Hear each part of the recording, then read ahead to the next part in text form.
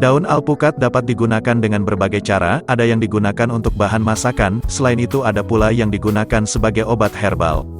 Misalnya pada sebagian orang yang menggunakan obat herbal dalam pengobatan alternatif, daun alpukat digunakan untuk mengobati penyakit saluran pernafasan, seperti masuk angin, atau untuk melancarkan haid wanita. Faktanya, beberapa penelitian menunjukkan bahwa daun alpukat dapat bermanfaat dalam membantu mengobati tumor. Selama ini daun alpukat dapat digunakan untuk memanggang makanan sekaligus untuk menambah rasa pada beberapa jenis sayuran dan sup. Namun, penting untuk diingat bahwa ada beberapa laporan tentang racun dalam daun alpukat, terutama dalam kasus konsumsi daun ini dalam jumlah besar, sehingga pengguna harus lebih berhati-hati. Daun alpukat dimanfaatkan oleh sebagian orang untuk mengobati beberapa jenis penyakit. Orang-orang ini mengklaim bahwa daun alpukat membantu mengobati radang sendi dan penyakit pernapasan, seperti pilek atau flu. Banyak juga yang melaporkan bahwa daun alpukat membantu mengatasi masalah perut dan dapat bertindak sebagai tonik pada masalah perut.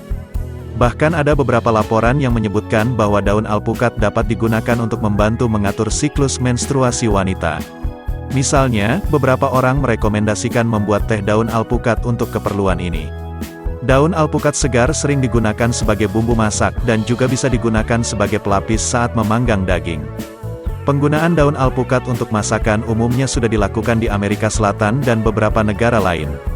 Penting untuk diperhatikan bahwa ada beberapa pertanyaan mengenai toksisitas daun ini. Beberapa penelitian menunjukkan bahwa daun yang diekstrak dari tanaman alpukat jenis tertentu berpotensi menimbulkan efek toksik. Misalnya, beberapa ahli menyatakan bahwa tanaman alpukat Guatemala menghasilkan daun yang dapat beracun, sedangkan tanaman alpukat Meksiko aman.